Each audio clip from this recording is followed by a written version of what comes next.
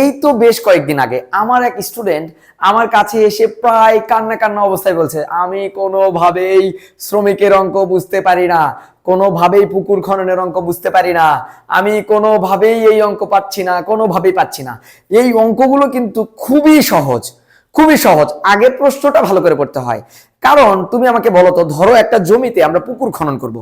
সেই পুকুর খনন করতে 100 জন শ্রমিকের যদি 200 দিন লাগে, তাহলে ওই 100 জন শ্রমিকের কাজ যদি একজন শ্রমিক করে, তাহলে কি অনেক দিন লাগবে না? অনেক দিন মানে কি হবে? গুণ।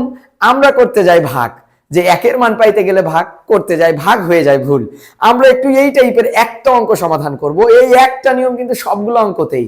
আমরা একটু খেয়াল করি, দেখি পারি কিনা। অবশ্যই অবশ্যই একটু খালি মনোযোগ দাও, জাস্ট 2 মিনিটস। হ্যাঁ, দেখো আমাকে বলছে 16 জন শ্রমিক 7 দিনে, কয় দিনে বলো তো? 7 দিনে একটি দেয়াল নির্মাণ করতে পারে। একটা দেয়াল, সেই দেয়ালটা 16 জন শ্রমিক তাদের নির্মাণ করতে সময় লাগে 7 দিন। বুঝেছো তো? আচ্ছা, আমাকে বলেছে এই দেয়ালটা যদি 4 জন শ্রমিক নির্মাণ করতে চায়, তাহলে কতদিন সময় লাগবে? দেখো এখানে 16 জন শ্রমিকের সময় লেগেছে 7 দিন, তাহলে 4 জন শ্রমিকের কত দিন সময় লাগবে সেটা বের করতে বলছে। দিন বের করতে বলছে, তুমি দিনটাকে ডান পাশে রাখবা। তাহলে অঙ্কটা আমরা যদি সাজাতে চাই, কিভাবে সাজাবো? আমরা আগে অঙ্কের উদ্দীপকের দিকে খেয়াল করব, যে 16 জন শ্রমিকের সময় লাগে 7 দিন, তাহলে আমরা লিখবো 16 জন শ্রমিকের সময় লাগে কয় দিন বলো তো? 7 দিন। আচ্ছা, 16 জন শ্রমিকের 7 দিন সময় লাগে, তাহলে একজন শ্রমিক হইলে কি দিন অনেক বেশি লাগবে না? তার মানে 16 জনের কাজ যদি একজন করতে চায়, একজন শ্রমিকের সময় লাগে, তাহলে 7 গুণ 16 দিন। প্রশ্ন হচ্ছে, আমার একের মান পাইতে গেলে তো ভাগ হয়। আচ্ছা, আমাকে 5টি কলমের দাম 25 টাকা দেওয়া আছে, একটি কলমের দাম বের করতে বলছে, তাহলে 5টার দাম দেওয়া আছে, একটির দাম, তার মানে কম হবে। কিন্তু এখানে 16 জন শ্রমিকের কাজ, 16 জন মানুষের কাজ একজন মানুষ করবে, তাহলে তো দিন বেশি লাগবে, স্বাভাবিক একটা ব্যাপার। 16 জনের 7 দিন লাগছে, তাহলে একজনের অনেক বেশি দিন লাগবে, তাই গুণ হবে।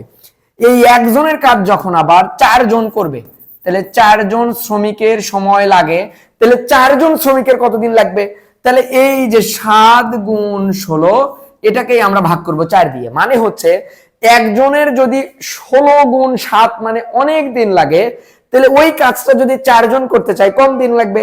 তাই হবে কি বলতো? কম দিন লাগলে হবে কি? ভাগ। কম দিন লাগলে কি হবে? ভাগ। কি হবে? ভাগ। তাহলে আমি যদি কাটাকাটি যাই, লব হর, দেখো এই 4 দিয়ে এই 16 কে ভাগ করলে যাবে 4 বার। কয়বার? 4 বার।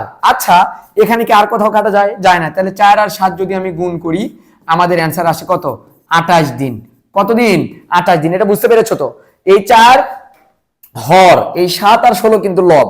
তাহলে এই 4 দিয়ে দেখবো কাটাকাটি যায় কিনা। 4 দিয়ে তো 7 কে যায় না, 4 দিয়ে 16 কে ভাগ করলে 4, এই 4 দিয়ে এই 7 কে গুণ করলাম, 4 7 28, তার মানে আমরা आंसर পাইলাম কয় দিন? 28 দিন। তোমরা বুঝতে পেরেছো তো 1 নাম্বার? আচ্ছা, এইবার খ নাম্বার বা 2 নাম্বারটার দিকে তাকাও। আমাকে বলছে 2 দিনে, কয় দিনে?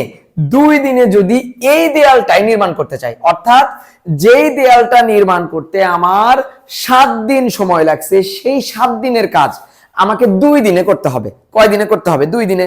তাহলে 7 দিনের কাজ তুমি মাত্র 2 দিনে করবা, তার মানে শ্রমিক বেশি লাগবে। খেয়াল করো, তাহলে আমরা কি লিখবো?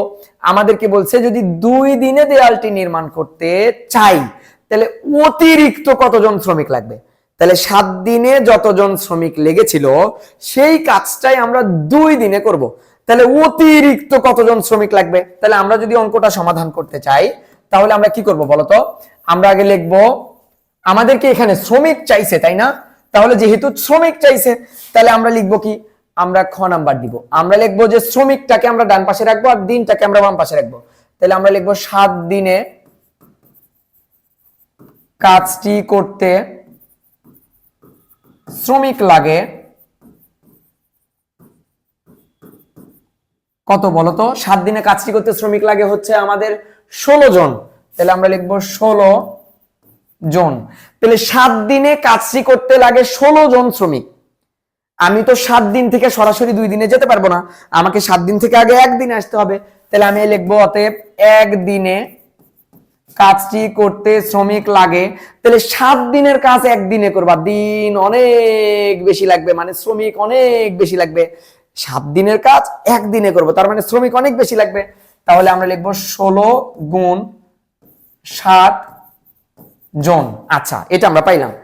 1 দিনের কাজ যখন আমি 2 দিনে করব, তার মানে একটু হলেও তো কম লাগবে। তাহলে 2 দিনে কাজটি করতে শ্রমিক লাগে 16 গুণ 7 ডিভাইডেড 2 জন। আচ্ছা, আমরা ওই যে পূর্বের নিয়মে কাটাকাটি করব।